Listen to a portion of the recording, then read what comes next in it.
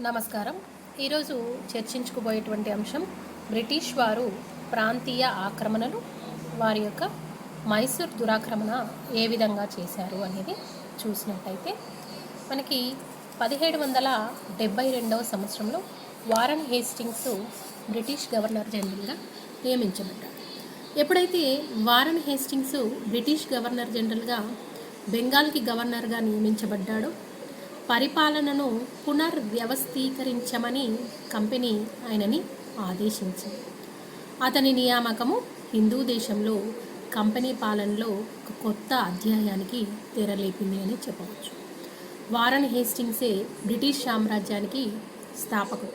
British సామ్రాజ్య స్థాపనకు పునాది వేసినవాడు వారన్ హేస్టింగ్స్. ఆయన తర్వాత వెల్లస్లీ కావచ్చు, డల్హౌసీ కావచ్చు, విలియం బెంటింగ్ కావచ్చు, వీళ్ళంతా కారన్ వాలిస్ కావచ్చు, వీళ్ళు ఈయన యొక్క క్రమాన్ని కొనసాగించారు. అయితే దీనికి పునాది వేసింది మాత్రం లార్డ్ వారన్ హేస్టింగ్స్.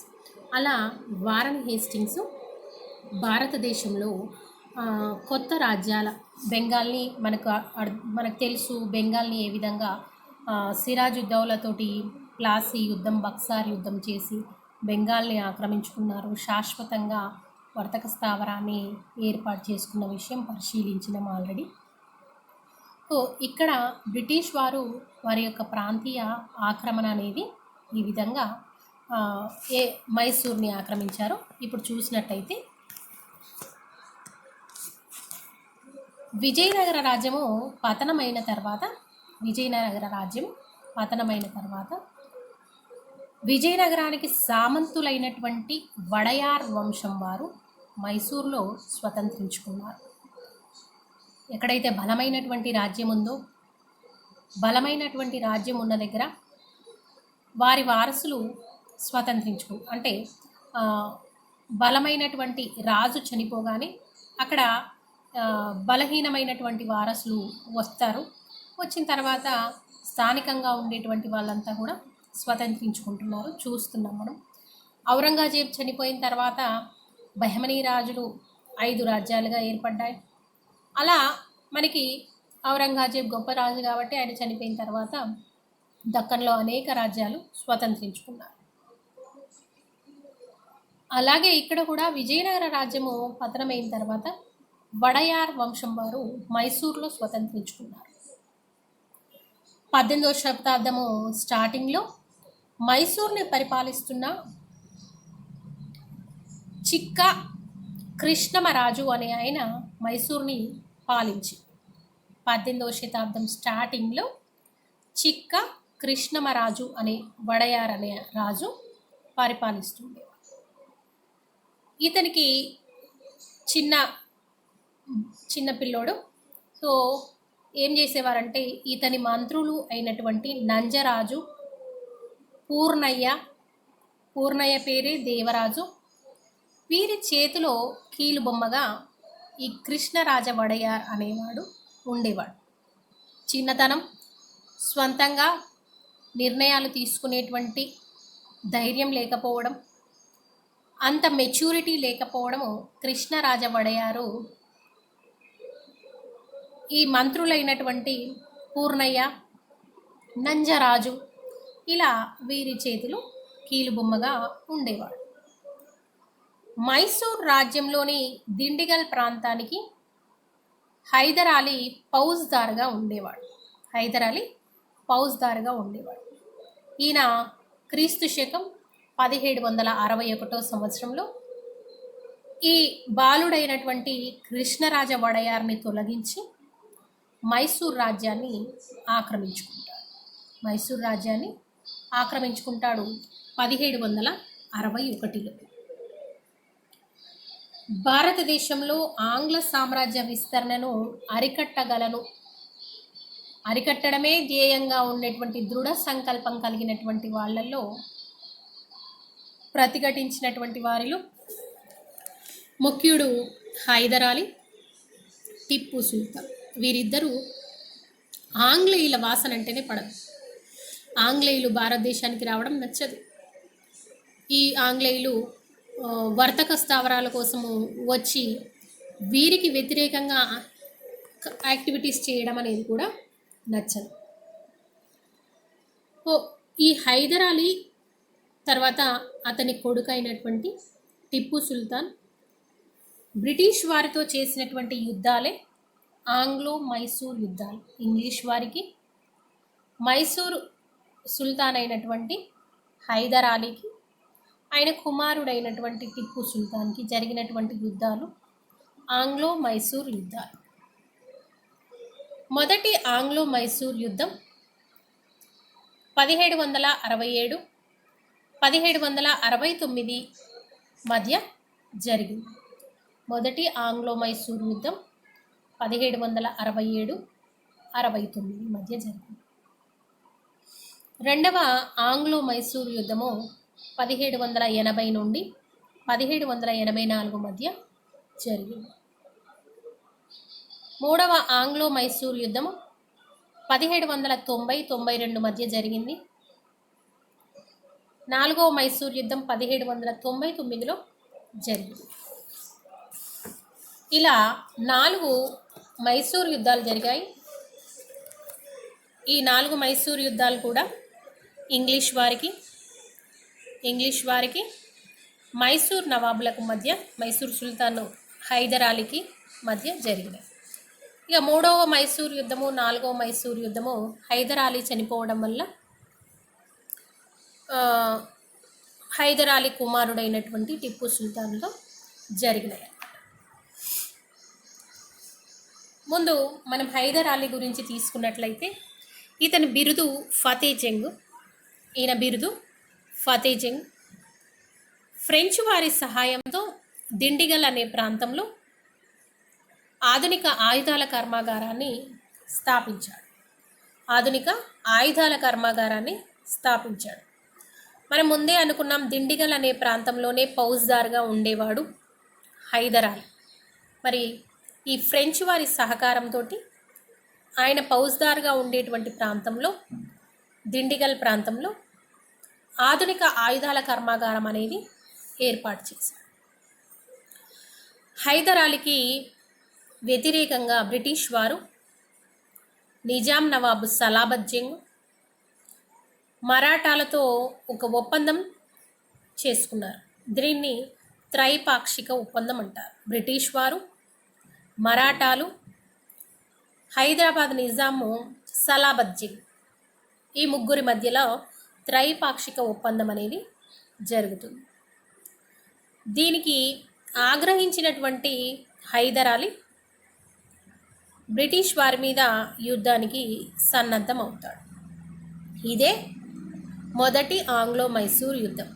ఇది 1767-1769 మధ్య జరుగుతుంది. 1767-1769 మధ్య జరుగుతుంది. దీనిలో గెలిచినటువంటి వాడు హైదర్ అలీ. మద్రాసు సంధితోటి ముగుస్తుంది. హైదర్ అలీ, మకార్ట్ సి ఇద్దరి మధ్యలో ఈ మద్రాసు సంధి అనేది జరుగుతుంది. మొదటి ఆంగ్లో మైసూర్ యుద్ధంలో హైదర్ అలీ గెలుస్తాడు. హైదర్ అలీ గెలిచినప్పుడు బ్రిటిష్ వారు మద్రాసు సంధి చేసుకుంటారు. ఇక్కడ హైదర్ అలీ అటు పక్షాన మకార్ట్ సి అనే వారి మధ్య ఈ సంధి జరిగింది. రెండవ ఆంగ్లో మైసూర్ యుద్ధం 1780-84 మధ్య జరిగింది. దీనికి కారణం ఏంటంటే హైదర్ అలీ అభిష్టానికి వ్యతిరేకంగా ఆంగ్లేయులు మాహే అనే ఓడరేవును ఆక్రమించుకున్నారు. దీనికి ఫలితంగా హైదర్ అలీకి బ్రిటిష్ వారికి మధ్య యుద్ధం అనేది జరిగింది. ఆనాటి British governor general Warren Hastings, మరి బ్రిటిష్ సేనానేమో సర్ ఐర్కూట్ అనే ఆయన బ్రిటిష్ సేనాని. 1782 డిసెంబర్ 7వ తేదీన సైన్య పర్యవేక్షణ పర్యటనలో చిత్తూరు దగ్గర నరసింగాపురం వద్ద హైదర్ అలీ క్యాన్సర్ వ్యాధితో మరణిస్తాడు.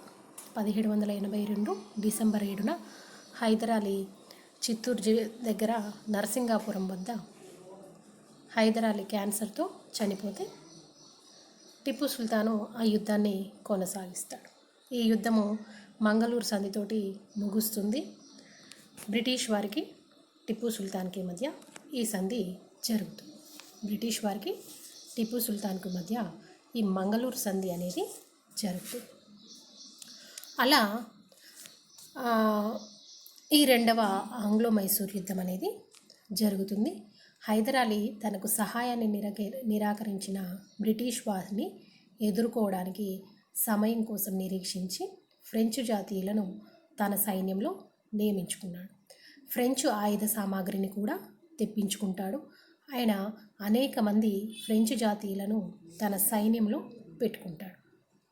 తన సైన్యాన్ని పటిష్టం చేసి 1780వ సంవత్సరంలో ఈ రెండవ కర్ణాటక యుద్ధ ప్రకటన చేస్తాడు. యుద్ధ ప్రారంభంలో హైదర్ అలీ బ్రిటిష్ వారిపైన కొన్ని విజయాలు సాధించినప్పటికీ కొంచెం కర్ణాటక తీరాన్ని ఆక్రమించుకుంటాడు. అలా హైదర్ అలీ మధ్యలో డిసెంబర్ 7న 1782లో క్యాన్సర్ వ్యాధితో చనిపోతే తిరిగి ఆ యుద్ధాన్ని టిప్పు సుల్తాను కొనసాగిస్తాడు. నెక్స్ట్ మూడవ ఆంగ్లో మైసూర్ యుద్ధం 1792 మధ్య జరిగింది. నాటి బ్రిటిష్ గవర్నర్ జనరల్ కారన్ వాలిస్. దీనికి ముఖ్య కారణం ఏంటంటే టిప్పు సుల్తాను తిరువాన్కూర్ పైన దాడి చేయడం దీని యొక్క కారణం. అలా ఈ యుద్ధంలో భాగంగా గుర్రంకొండ దుర్గాన్ని కెప్టెన్ రీడ్ అనే ఆయన ఆక్రమించుకుంటాడు. ఇది 1792లో శ్రీరంగపట్నం సంధితోటి టిప్పు సుల్తాన్కి కారన్ వాలిస్కి మధ్య శ్రీరంగపట్టణం అనే సంధి జరుగుతుంది. కారన్ వాలిస్కి టిప్పు సుల్తాన్కి మధ్య ఇది శ్రీరంగపట్నం సంధితోటి మూడవ ఆంగ్లో మైసూర్ యుద్ధం ముగుస్తుంది. అయితే ఇక్కడ 1790లో యుద్ధ ప్రకటన చేసి మద్రాస్ చేరుకున్నటువంటి గవర్నర్ జనరల్ స్వయంగా సైన్యాలను అంటే కారన్ వాలిస్ అన్నమాట వెల్లూరు, చిత్తూరు, కోలార్ మీదుగా నడిపి బెంగళూరుని ముట్టడిస్తాడు. అనేక దుర్గాలను ఆక్రమించుకున్నటువంటి ఈ కారన్ వాలిసు ఈ శ్రీరంగపట్నాన్ని కూడా ఆక్రమించుకుంటాడు. గత్యంతరం లేక 1792లో టిప్పు సుల్తాను సంధి ఒప్పుకుంటాడు. శ్రీరంగపట్నం సంధి అప్పుడు జరుగుతుందన్నమాట 1792లో. ఈ సంధి ప్రకారము టిప్పు తన రాజ్యంలో సగభాగం ఇవ్వడానికి అంటే హాఫ్ ఆఫ్ ద రాజ్యం మొత్తం కూడా బ్రిటిష్ వారికి ఇవ్వడానికి 3.5 కోట్ల రూపాయలు నష్టపరిహారం కింద చెల్లించడానికి, ఇంకా తన కుమారులను జామీన్లుగా పంపడానికి అంటే మనకి ఏమంటారు మనకి పోలీస్ స్టేషన్లో జామీన్ ఇస్తారు కదా అట్లా అనమాట. జామీన్లుగా పంపించడానికి తన 2 కొడుకులను కూడా బ్రిటిష్ వారికి పంపిస్తాడు. అలా 3.5 కోట్ల రూపాయలు, తన రాజ్యంలో సగభాగము, తన కుమారులను 2 కూడా టిప్పు సుల్తాను కోల్పోతాడు. బ్రిటిష్ వారు మలబార్, కూర్గు, దిండిగల్, బారామహల్ ప్రాంతాలను ఆక్రమించుకుంటారు. మలబార్, కూర్గ్ కర్ణాటకలో, దిండిగల్, బారామహల్ ప్రాంతాలను ఆక్రమించుకుంటాడు. తర్వాత మహారాష్ట్రలకి ఈ వాయువ్య ప్రాంతం నందలి భూభాగం అంటే వీళ్ళంతా త్రైపాక్షిక కూటమిగా ఏర్పడ్డారు కదా బ్రిటిష్ వారు, మహారాష్ట్రలు, నిజాం నవాబు.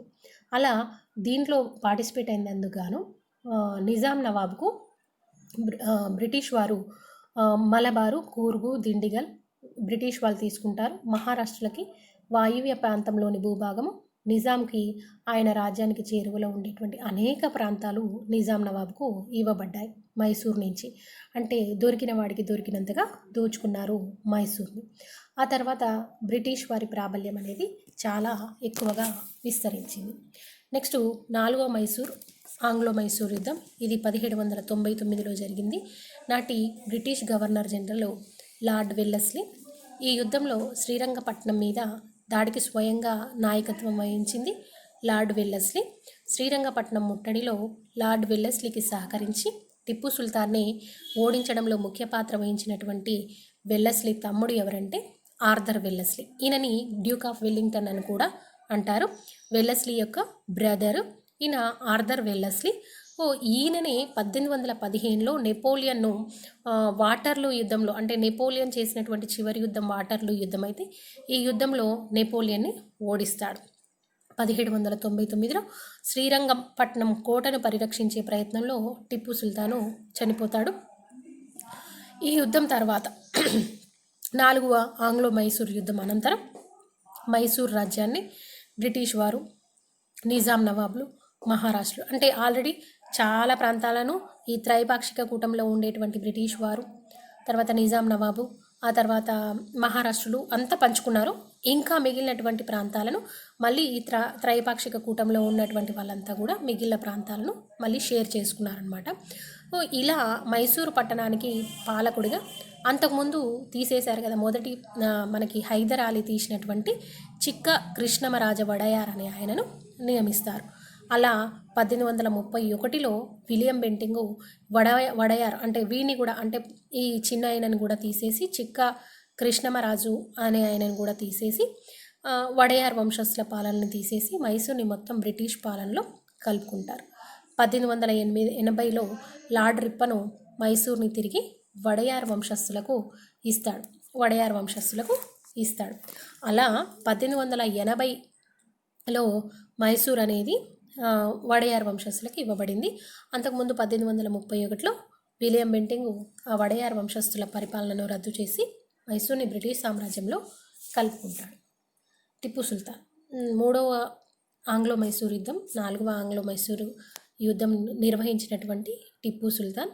ఇతను అసలు పేరు ఫతే అలీ ఖాన్ సాహెబ్. తండ్రి హైదర్ అలీ, బిరుదు షేర్యే మైసూర్ పులి అంటారు ఈయనని. మరి ఇంత గొప్ప చక్రవర్తి భారతదేశ గడ్డ మీద పుట్టడము ఒక రకంగా అదృష్టంగా భావించవచ్చు. ఈయన మైసూర్ రాజ్యంలో బ్యాంకింగ్ వ్యవస్థను ప్రవేశపెడతాడు, నూతన క్యాలెండర్ని ప్రవేశపెడతాడు, నెపోలియన్ను భారతదేశానికి ఆహ్వానిస్తాడు. మైసూర్ రాజ్యంలో బ్యాంకింగ్ వ్యవస్థను ప్రవేశపెట్టడమే కాక నెపోలియన్ని కూడా ఆహ్వానిస్తాడు. ఫ్రెంచ్ విప్లవ స్ఫూర్తిగా శ్రీరంగపట్నంలో స్వేచ్ఛా వృక్షాన్ని నాటుతాడు. ఫ్రెంచ్ జాకోబియన్ క్లబ్లో సభ్యుడిగా చేరతాడు. శృంగేరి పీఠాధిపతి అయినటువంటి శంకరాచార్యుల పట్ల బాగా భక్తిభావాలు కలిగి ఉంటాడు. మైసూర్లో 1,00,000 గ్రంథాలతో ఒక గ్రంథాలయాన్ని కూడా పెడతాడు. మైసూర్ రాజ్యం అంతటా ద్రవ్య విధానంలో తూనికలు కొలతలో ఏకరూపతను తీసుకొని వస్తాడు. అంటే ఈక్వల్, అందరికీ కూడా ఈక్వల్ అనేది తెస్తాడు. శ్రీరంగపట్నంలో రంగనాథ ఆలయం ఉంది. ఈ రంగనాథ ఆలయానికి అనేక భూదానాలు ఈయన ఆధ్వర్యంలో జరుగుతాయి. అలా ఆంగ్లో మైసూర్ యుద్ధాలు అనేవి జరిగినవి. ఈ ఆంగ్లో మైసూర్ యుద్ధాల్లో బ్రిటిష్ వారు, ఆ తర్వాత మనకి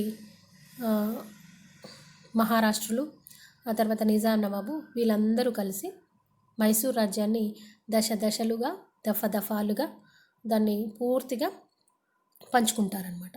ఇలా ఆంగ్లేయులకి, తర్వాత ఈ మైసూర్ నవాబ్ అయినటువంటి హైదర్ అలీకి మొదటి 2 కర్ణాటక యుద్ధాలు జరిగినాయి. ఆ తర్వాత 3వ కర్ణాటక యుద్ధం, 4వ కర్ణాటక యుద్ధం హైదర్ అలీ కుమారుడైనటువంటి టిప్పు సుల్తాన్కి బ్రిటిష్ వారికి మధ్య జరిగింది. దీనిలో బ్రిటిష్ వారికి సపోర్ట్ ఇచ్చినటువంటి వాళ్ళు మహారాష్ట్రలు, నిజాం నవాబు, హైదరాబాద్ నిజాం, ఆ తర్వాత బ్రిటిష్ వారు ముగ్గురు త్రైపాక్షిక కూటమిగా ఏర్పడి హైదర్ అలీ పైన, టిప్పు సుల్తాన్ పైన యుద్ధాలు వరుసగా చేస్తూ 4వ మైసూర్ యుద్ధం నాటికి మైసూర్ని మొత్తం కూడా ఆక్రమించుకుంటారు. అలా 3వ మైసూర్ యుద్ధంలో మనకి వాళ్ళ 3.5 కోట్ల రూపాయల నష్టపరిహారము టిప్పు సుల్తాన్ యొక్క 2 కుమారులని జామీన్గా ఇచ్చి పంపుతాడు. ఆ తర్వాత ఇంకా అనేక ప్రాంతాలు నిజాంకి చేరువుగా ఉండేటువంటి ప్రాంతాలు నిజాంకి, ఆ తర్వాత బ్రిటిష్ వారికి కొన్ని ప్రాంతాలను ఇవ్వడం జరుగుతుంది. తన రాజ్యంలో సగభాగం కూడా పూర్తిగా ఇచ్చేస్తాడు. ఇంత అవమానపూర్వకమైనటువంటి సంధి శ్రీరంగపట్నం సంధి. అలా ఈ సంధికి ఆయనకి జీర్ణించుకోలేకపోయినటువంటి టిప్పు సుల్తాన్ 4వ ఆంగ్లో మైసూర్ యుద్ధం చేస్తాడు. యుద్ధరంగంలో చనిపోతాడు. అంటే ఇంకా అవమాన భారాన్ని భరించలేక 4వ మైసూర్ యుద్ధానికి పిలుపునిస్తాడు. ఈ యుద్ధంలో ఆయన మరణించడం జరుగుతుంది.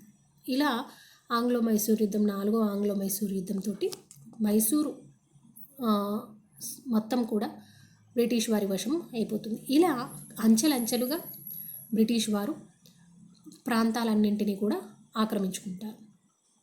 అంచెలంచెగా ప్రాంతాలు బెంగాల్ని సిరాజుద్దౌలాను ఓడించేసి బెంగాల్ని ప్లాసీ యుద్ధం ద్వారా, బక్సార్ యుద్ధం ద్వారా బెంగాల్లో మొత్తం ద్వంద్వ పాలన ప్రవేశపెడతారు. ఆ తర్వాత మైసూర్ను ఆక్రమించుకుంటారు. ఆ తర్వాత సింధు రాజులను ఓడించేసి సింధు ప్రాంతాలని కూడా ఆక్రమించుకుంటాడు. 1843 సంవత్సరంలో ఎలిన్బరో అనే బ్రిటిష్ గవర్నర్ జనరల్ సింధుని ఆక్రమించుకుంటాడు. అలా పంజాబ్ని కూడా సిక్కుల నుంచి ఆక్రమించుకుంటారు. అలా భారతదేశంలో ఉండేటువంటి రకరకాలుగా అనేక చర్యల ద్వారా భారతదేశంలో ఉండేటువంటి ప్రాంతాలన్నింటినీ కూడా బ్రిటిష్ వారు ఆక్రమించుకుంటారు. ధన్యవాదాలు. తర్వాత మరి ఒక తరగతిలో మళ్ళీ కలుద్దాం. ధన్యవాదాలు.